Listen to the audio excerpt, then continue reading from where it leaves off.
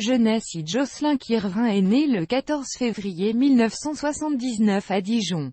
Son père, Vincent Beaufils, y est alors médecin anesthésiste au SAMU. Il s'inscrit en option cinéma et audiovisuel au lycée Hector Berlioz de Vincennes, avant de passer son baccalauréat littéraire et de poursuivre des études de cinéma à la faculté de Nanterre. Mais il y abandonne rapidement les cours pour commencer sa carrière professionnelle. Il fréquente alors l'école de théâtre des Enfants Terribles durant quelques mois, et suit des stages de formation continue à la FDA, organisme paritaire collecteur agréé pour le spectacle. Malgré tout, il se considérera toujours comme un autodidacte. Carrière. Jocelyn Kirvin débute jeune dans le cinéma en interprétant un des rôles principaux, celui du duc d'Anjou, dans Louis, enfant roi de Roger Planchon, 1992. Le film est sélectionné au Festival de Cannes en 1993. C'est à cette occasion qu'il rencontre son premier agent.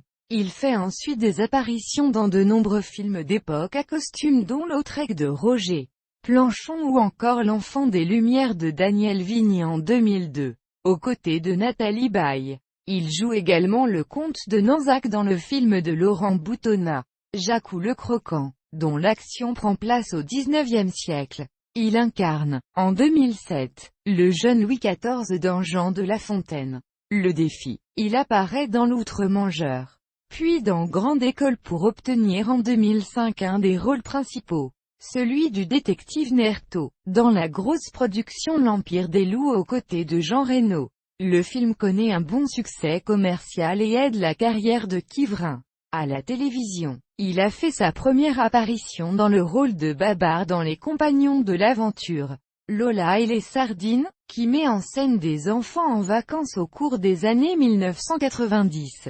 C'est en 2001 qu'il acquiert une certaine notoriété auprès du public français, grâce au rôle principal dont il hérite dans Rastignac ou Les Ambitieux, une adaptation de l'œuvre d'Honoré de Balzac par Alain Tasma. Son interprétation est remarquée et les médias font son éloge.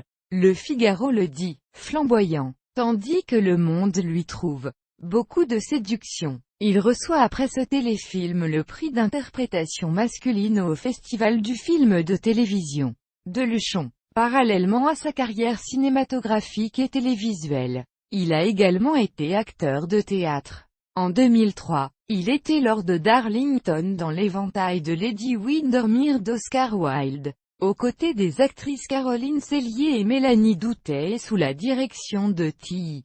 Il est présent au Festival d'Avignon en 2008 pour Do You Love Me, une pièce de Recep Mitrovica, deux films dans lesquels il a eu un rôle secondaire. Elisabeth, 1998, et Syriana, 2005, ont été récompensés par des Oscars du cinéma et ont connu un succès international. Dans 99 francs, l'adaptation par Jean Kounen du roman éponyme de Frédéric Beigbeder, l'acteur interprète son premier rôle comique. Il joue le collègue de Jean Dujardin, publicitaire arrogant et dépressif. Sa prestation est acclamée, excelle, pour Le Monde et lui vaut le prix Lumière du meilleur espoir masculin, le prix Patrick Devard et une nomination au César du meilleur espoir masculin en 2008. Il écrit et réalise en 2006 un court-métrage intitulé Acteur, à la fois anecdotique et représentatif de la vie d'acteur. Le film décrit un entretien entre une réalisatrice et un acteur postulant et traite,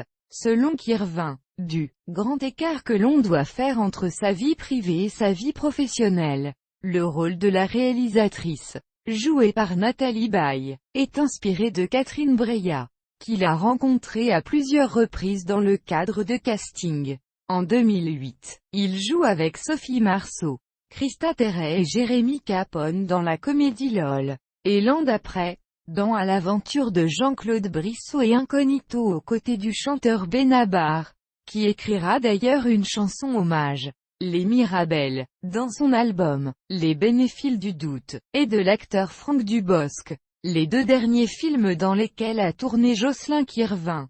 La famille Wahlberg et Ensemble, c'est trop de Léa Fazer, sortiront en décembre 2009 et en 2010, avant sa mort. Jocelyn Quirin travaillait au scénario d'un film inspiré de sa collaboration avec Éric Rohmer, et qui aurait été son premier long-métrage en tant que réalisateur. Sa co-scénariste Léa Fazer a ensuite tenu à mener le projet à terme.